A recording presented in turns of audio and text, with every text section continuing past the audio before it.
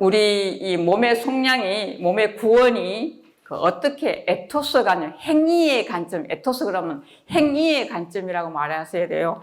행위하고 행동은 다른 거예요. 제가 행위라고 말할 때하고 제가 말할 때는 정확하게 구분합니다. 행위라고 말할 때하고 행동이라고 말할 때는 달라요. 행동은 뭐냐면 어린아이들이 그냥 분별력이 없을 때에 그냥 적극적으로 선택하는 것들 있죠, 그죠? 반응하는 것들은 그냥 행동이에요.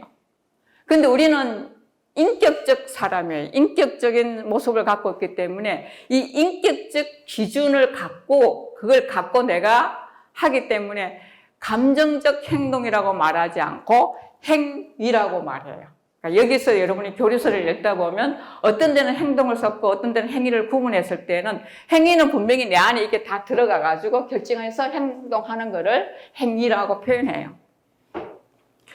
그래서 이게 아까 얘기했던 육의 욕망, 눈의 욕망, 살살에 대한 이 욕망 세 가지가요. 자세히 보면 좀 더 깊이 들어가 보면 인간이 가질 수 있는 모든 욕망을 세 가지로 분리해 놓은 거예요. 단순하지가 않다는 얘기를 해드린 거죠. 그래서 인간은 이 모든 이 욕망에서 어떻게 벗어나가지고 나아갈 수 있느냐? 이거는 방법은 하나밖에 없어요. 딱 하나. 인간에 대한 이해, 인간의 존엄성에 대한 이해가 먼저 이루어져야 되고요. 두 번째는 뭐냐면 남자에 대한 이해, 여자에 대한 이해가 이루어져야 돼요. 왜? 인간이라는 존재 그 자체는 같지만 남성성과 여성성은 같지가 않는 거죠. 그게 사회적, 문화적에서 이런 상태에서 얘기하는 게 아니고 인격적 관점에서 남자에 대한 이해, 여자에 대한 이해가 이루어져야 한다는 거죠. 그래서 그것을 이해하지 않을 때는 그게 왜 이해가 꼭 필요하냐? 그게 이해가 이루어지면 아니면 저 사람은 나의 대상이 될 수가 있습니다. 특히 혼인관계에서 여자가 아내가 남편의 대상이 될 수가 있어요. 그럼 부인은 남편의 대상이 될 수 있고 남편도 아내의 대상이 될 수 있습니다. 어떤 대상으로요? 돈 벌어오는 대상. 쉽게 이해되죠, 그죠? 그럼 남자가 아내를 대상으로 삼을 때는 언제예요? 밥이나 해와 성적인 관계 이런 것들을 대상으로 몰고 갈 수 있으면 그 부부관계는 건강하지 않습니다.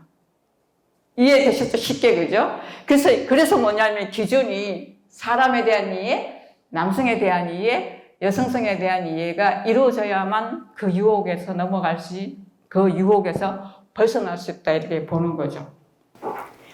이런 기준이 하나 예를 아주 나쁘게 듭시다. 요즘은 그렇게 생각 안 하지만 아내를 그냥 밥 해오고 빨래하고 집 청소하고 이런 사람으로 자기가 이해하고 있다면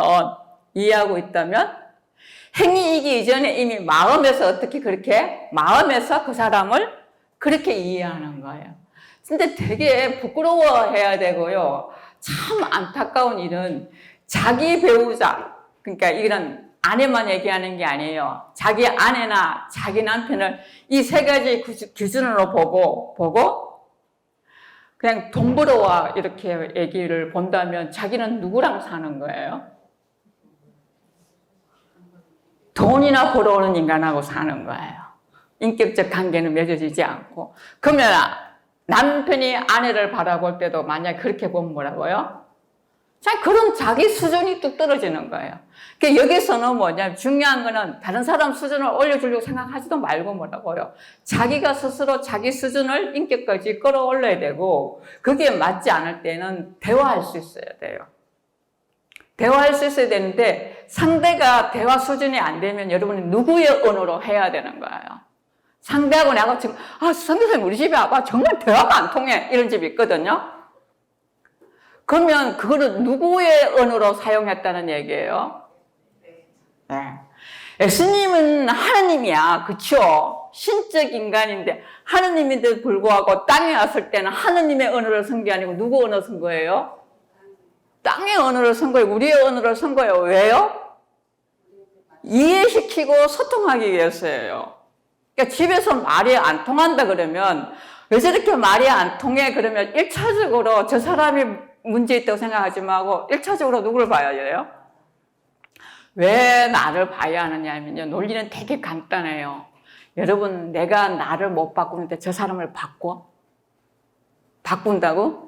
내가 나를 못 바꾸는데 여러분이 열심히 기도가 하나님을 바꾸려고 생각하는 거랑 난 제가 봤을 때 똑같아.